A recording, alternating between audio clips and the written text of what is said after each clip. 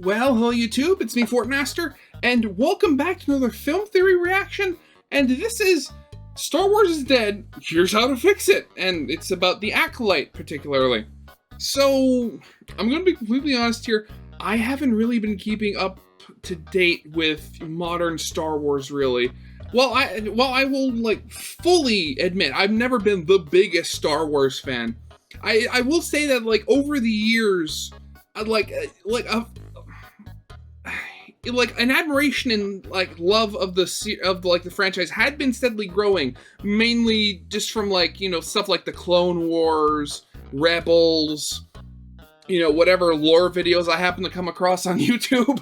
But I can quite accurately say that was that love was doused pretty heavily after The Last Jedi. And since then I've been kind of just watching what's been happening on the periphery.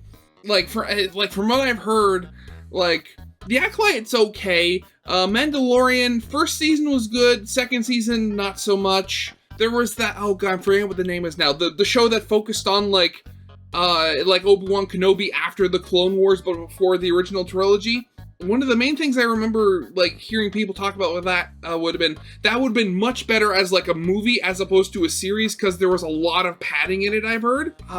Can't think of any other series that I remember off the top of my head, but it's basically been a lot of that, apart from the final season of Clone Wars, The Bad Batch, again, Rebels, again, all cartoons, actually, then thinking about it. There hasn't really been that much good Star Wars stuff I've been heard, so I've been kind of hesitant to really look at a lot of the new stuff. If film theory has Star Wars is Dead literally right in the title, so that's kind of become sort of the main group consensus. I mean, I'm not gonna even get into the whole fact of The Rise of Skywalker, Palpatine was still somehow alive.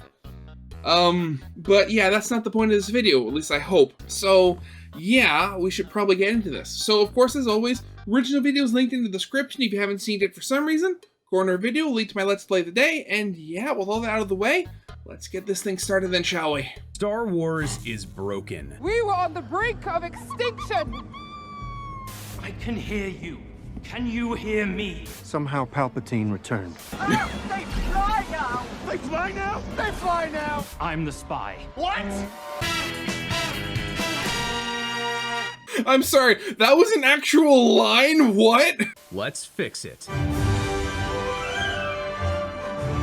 Oh. Hello, Internet. You know what you're Welcome to getting Film into, Theory, and the show in that a second, still how are you pretends going to open do this? automatic doors using the Force. So, have you guys heard about the Acolyte? In concept, it's really cool. A Jedi murder mystery set during the height of the Order. Sounds awesome, and it definitely has its moments. For real, that Jedi kebab right there was rad. But other parts of it, in execution... Power of one, the power of two, the power of many.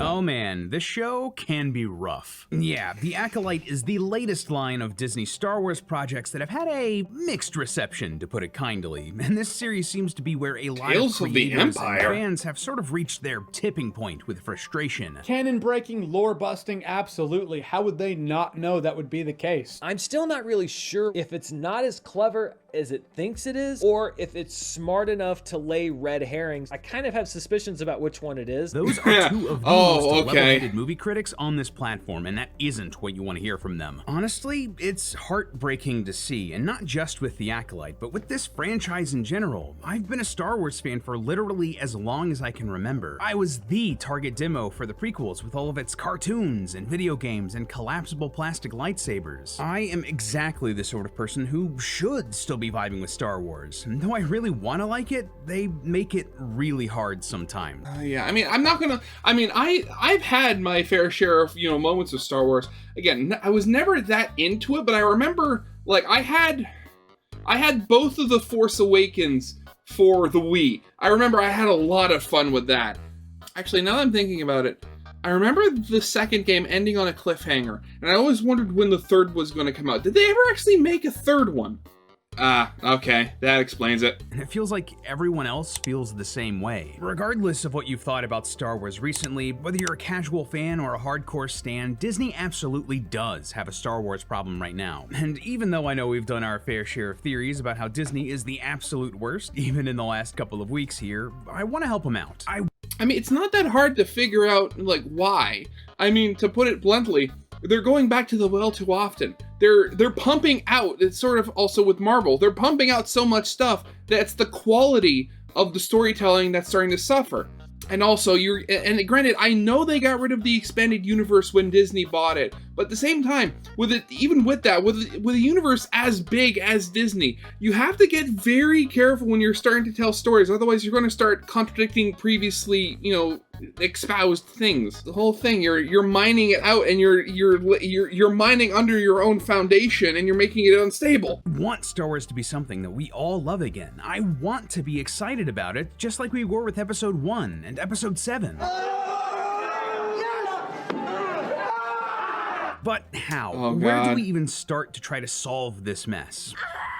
Well, after putting a ton of thought into this, asking myself, why is the fandom feeling this way, I've come to a conclusion. The main problem with Disney's Star Wars, the reason Star Wars is dying, why every new project causes frustration, it all comes down to one word: disorganization. And I'm not just talking about imagine having that. a better plan for the sequel movies or whatever. This problem runs so much deeper than that. Mickey, come here, sit down, we gotta talk. Everything about your era of Star Wars has been disorganized, but thankfully, there are ways to fix it. But it might involve you, gasp, listening to your fans. So grab your Like that'll blasters ever and happen. lightsabers, chat, as we try to repair this galaxy far, far away. So this is a very complex problem for Star Wars here, and a solution's gonna take a lot of different steps. Our problem solving is going to need a multi-pronged approach, so let's break this down Of bit by course. bit. Cool? Cool. The first thing Disney needs to do here, make a plan and actually follow it. This is something that everyone can see as a problem. For the last 10 years or so, Star Wars just cannot stick to an organized plan. I mean, everyone knows this story at this point. J.J. Abrams Yeah. admitted that Disney and Lucasfilm didn't have a plan heading into the sequels, which meant that episodes 8 and 9 became huge headaches and frustrated everyone involved. And movies like Solo were so poorly planned that they fired the directors while it was being filmed, causing yeah, I remember 85% of that. the movie to be reshot. All of that sucks, but you probably know that already. What you might not know are just how many Disney Star Wars projects have been announced or leaked and then killed or gone missing. I mean, I would totally if you believe missed it. some of these because there seems to be a new one every other month. We have Oh, the really? Rangers of the New Republic show, a trilogy from the Game of Thrones guys, another trilogy from Rian Johnson, a Rogue Squadron movie, a film from Kevin Feige, another movie from Taika Waititi, another movie from Sean Levy, another movie from J.D. Dillard, and a Lando film from Donald Glover. And all of that on top of 3 more movies that they announced last year that may or may not ever come out. That's 12 projects with no real evidence that they even exist at this point.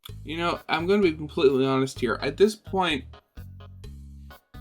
I very much wonder how Disney's even turning a profit at this point.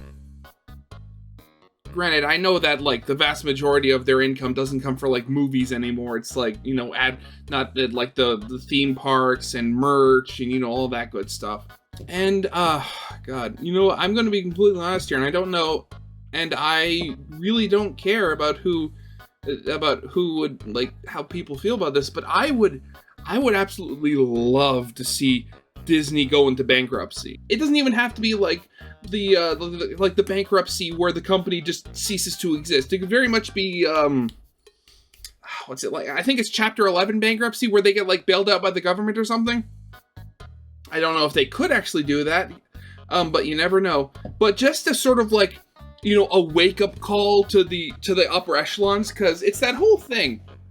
I guarantee that most of these bad decisions are coming from the top, just because they're so disconnected from the rest of the machine, as it were. You would need something that big just to slap them awake and realize, hey, we're messing up. We need to fix this. Because I mean, I don't doubt that there's some of that going on in the company right now. But I mean, of course, there's always a difference between saying that you need to do something and realizing you actually need to do it. They announce so much and release so little that there isn't any confidence in any lineup that Lucasfilm announces these days. The long and short of it is that because of how messy and disorganized these announcements have been, there's very little confidence from the fan base that any of these projects are actually going to see the light of day. And if they do, they're gonna end up as something that they weren't originally pitched as. All of this leads to panic, giant overreactions, and mediocre final products. A lot of this can be traced back to Disney and their push into streaming. The mandate in late 2019 and as the pandemic hit in 2020 to drive users to Disney Plus meant that all of their studios were forced to make or announce a lot of stuff quickly to make shareholders happy. Gee, I'm hearing a lot of similarities to the problems with Marvel right now. Gee, who could have guessed? And they didn't have the internal structure in place to make these changes. Again, an organization issue. Thankfully, the solution here is simple. Organize your plan and then stick to it. Imagine that. And the crazy part is you don't even have to announce anything. You can have your internal plans, work on pitches and scripts until they're to a point that both the corporate side of the company and the creatives making the projects are satisfied. Like, seriously, we here at Theorist work on projects at a much smaller scale, and I literally cannot believe that they start filming movies that haven't had a final vision nailed down. After you have your internal plan in place, you can make a roadmap that actually seems realistic, which you can then share with the audience, helping build confidence back in your IP. It gets everything neat, tidy, and most importantly, organized. And I can speak to this from personal experience, but when a smaller company is bought by a larger company, like Lucasfilm being bought by Disney, it's not always an easy process. I know it can sound boring, but you have to build new workflows and communicate with your new partner. When Lunar bought Theorist, there were new people added to our process, but we took the time to work that in, and more or less, for you, the audience, we hope it has been seamless. We have the organization in place to keep our videos on a solid roadmap with this new partner backing us. And that right there seems to be a key piece that's been missing with Lucasfilm and Disney. Oh, and speaking of roadmaps, that leads us to our next big problem to tackle. See, we're not just talking about the disorganization behind the scenes with the corporate shenanigans. Right now, it's very confusing to follow Star Wars releases too. Sometimes it feels like you need videos explaining the canon timeline, updated yearly from deep dive channels just to keep up. And hey, I get it. If you're a casual fan of this series, like you've watched the Skywalker movies once or twice and are really into Baby Yoda because he's cute, the order in which things come out with this series must seem entirely random. Seriously, look at what we've had since Disney took over. First, we start with the Rebels animated show set before the original trilogy, before we get episode 7, which is set like 30 years after the original trilogy. But then that was immediately followed up by Rogue One, set before the original trilogy again? Okay. Then we jump forward to episode 8, a direct sequel to episode 7, followed by another prequel with Solo. And then there's The Mandalorian, set before episode 7 again? Then we jump forward to episode 9 at the very end of the timeline, back to The Mandalorian and Boba Fett set between trilogies. Then we go back even further to Obi-Wan Kenobi and Andor's prequels, then forward to Ahsoka, and now The Acolyte set before everything else? Oh my god, that's just what? From an outsider oh god. perspective, there is no rhyme or reason to these releases or their placement on the timeline. It's bad enough that even mainstream outlets like CNN or Popverse say it too, straight up asking, why does Lucasfilm have to make it so confusing? In short, it goes back to our overarching problem here. Their programming and timeline is disorganized. So, doesn't make any sense. How do we solve this? Simple. Have what we're gonna call eras for the Star Wars movies and shows. Think of these like a publishing initiative where all of the content you make supports a bigger storyline or idea. So we're gonna organize all of our live action media here into self-contained storylines, miniature series with a set beginning, middle, and end before moving on to a new story. Of course, For example, of course. Imagine instead of all of these different shows or storylines happening at the same time, The Mandalorian and Obi-Wan and The Acolyte or whatever, keep all of the shows or movies coming out contained to the same overarching storyline. Let's say that for the next 6 or 7 years, we only follow The Mandalorian and its connected connected stories. We see the Mandalorian and Grogu bond, team up with Boba Fett, meet Luke and Ahsoka, defeat Moff Gideon. Stuff like the Book of Boba Fett and Ahsoka, series with problems that had good stories at their core but suffered from bloat, could instead be trimmed down into movies that stand alone but are additive to the overall Mandalorian storyline. Yeah, that's another thing. Like, you have all that was another thing, kind of, very similar to the whole Obi-Wan show, where it's like, you have these mini-series, and that's what they are, they're mini-series. They're under, like, 10 episodes long, or, like, sometimes under 8.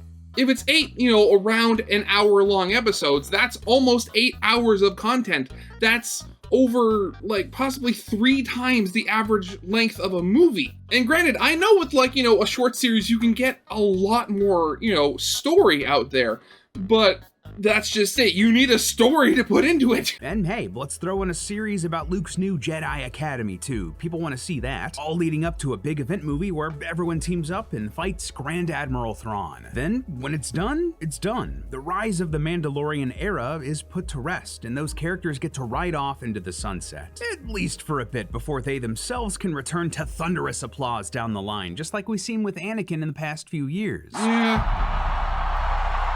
Making me emotional. Absence lets the heart grow fonder, and we need to let people miss characters again. Then we move on to another era, perhaps something like Rise of the Empire, where we can have stories like Obi-Wan and Rogue One and Andor all grouped together. You could even adapt some of your older expanded universe content into live action this way. If this idea sounds familiar to you, well, it absolutely should. This is how Marvel handled things with the MCU, especially in the early years. They broke their very complicated film franchise and timeline into 3 easy-to-follow phases, where everything built to big event films. Each project could stand alone as a good movie, but they were all additive to the overall experience. And Gee, oh god. I honestly don't know what to say. I mean, the whole thing is, like, the solution to all their problems would be just to go back to what they were doing before. Oh god, I swear, if I was a Disney shareholder, I would very much be calling for, like new leadership at the very least. hey, hopefully they'll let these retired characters actually rest instead of panicking and bringing them out of retirement too early. No, but seriously, Disney, do not bring back Robert Downey Jr. or Chris Evans out of nowhere. Let Tony stay dead, let Steve stay old, please. And hey, again, speaking from personal experience, it's also how we here at Theorist handle things. We have initiatives that we build everything towards, eras for the company. At the top of the year, we specifically wanted an era for Matt Pat's final theories on each channel, letting him revisit old topics or ideas that he'd wanted to do for ages before riding off into the sunset. Right now, we're in the era of the new hosts, where we're getting to know you as the audience. And in the... Speaking of the new hosts, and I remember, what was it, like on the last meme review on GT Live, Matt was saying, I very much wish they didn't all basically be doing this or whatever. Like, I know the main reason they're doing this is that they're mimicking, Matt Pat's cutout. But, why are they mimicking him? They should be, granted, I know they're taking on the legacy of the theory channels and stuff like that, but at the same time, try to be your own person, man, or people. Since there's a group of them, I maybe it was just because I saw that that Matt at his cutout so often, but his whole thing where he's kind of holding his face like this while looking at the camera, that looked natural. And I mean, ironically, when you actually see the picture that the cutout's from, it actually looks unnatural with him standing there. But all of their cutouts here, none of these look natural. I think maybe the most natural would be Lee's here, just because he's not doing the stupid L-shaped chin support thing. He's literally just what do you know? Again, it could be just because I saw that cutout so many times, but these look staged. They don't feel natural. Okay, I'm sorry I got off topic there, back onto how Star Wars can redeem itself. Future, we have a whole lot more planned with new ideas and new shows, so subscribe if you have any interest for that. Regardless, the MCU was a good model, and everyone copied it for a reason. But even if you don't want to look at your sister company Marvel as proof that this works, you can just look at your own brand, because there are so many examples of this working and working well with Star Wars. Most of the Star Wars novels of the past 5 years have followed this model. 25 of the last 38 books have been part of what Lucasfilm calls the High Republic Publishing Initiative. And that's a storyline set a couple hundred years before the movies, when the Republic was at the height of its power, with the storyline broken into 3 phases. That lets the different storylines of the High Republic era that they're telling be very easy to follow, and after they finish up with Phase 3, they're ending the story and moving on to a different storyline. And the books aren't the only part of Star Wars that follow this model. The comics are doing it right now, all set during the same time period and ending in September so they can move on to new stories. And I mean, just look at the prequel era content. Pretty much all of it centered on the Clone Wars, and now fans look back at that time with a lot of love. Speaking of fans, that leads us to our final major issue here, the disorganization with Star official Wars lore. Yeah. So if there's one fandom that really cares about the tiniest minutia of lore and canon, it's the Star Wars community. Most named characters have detailed backstories, but the tiniest background extras can have huge fan bases. There's a 10-paragraph Wikipedia page about the stripe on Han Solo's pants. I'm not making that up, but Disney has made a lot of choices. You know, I would say I'm surprised, but again, it's Star Wars. I'm not surprised in the slightest. Choices with the lore that are questionable, to put it mildly. Some decisions were huge, like throwing out all the old games and books and comics when they took over to start the canon from scratch, but others Yeah, have I been remember really that. completely unnecessary, unforced errors. For example, one of the latest conflicts in the fandom has revolved around this cone-headed guy, Jedi Master Ki-Adi-Mundi, and specifically his appearance in The Acolyte, a show set about 100 years before the prequels. Ki-Adi-Mundi wouldn't even have been born at this point. Technically, he didn't have a birth date in Disney's new canon, so this doesn't matter all that much in the long run. It's such a small continuity error that I hesitate to even call it that. But why make this change? It's just inviting frustration, especially since it's the latest change. I remember in a hearing long, about all long this. list of them. They've changed how kyber crystals work, where Luke's Jedi temple was located, aspects of Mandalorian culture, and that's just the small stuff. A lot of Disney Star Wars films introduce ideas like the Force Dyad or hyperspeed ramming without much explanation. And then there's Okay, well, the dyad, I think I've heard something about, and that was sort of like how they, they worked, like Rey and oh god, I'm forgetting his name. The Sith guy with the special lightsaber in the sequel trilogy. I'm completely forgetting his name now. Kylo Ren, that's it. But hyperspeed ramming, I could potentially see making sense. I mean, granted, I know the whole thing with hyperspeed is that you're going. Wait, actually, I know it with hyperspeed, you're not, actually traveling in real space, but there's like the area I would imagine where you're basically getting up to speed into real space, and I could see hyperspace ramming, potentially being a thing.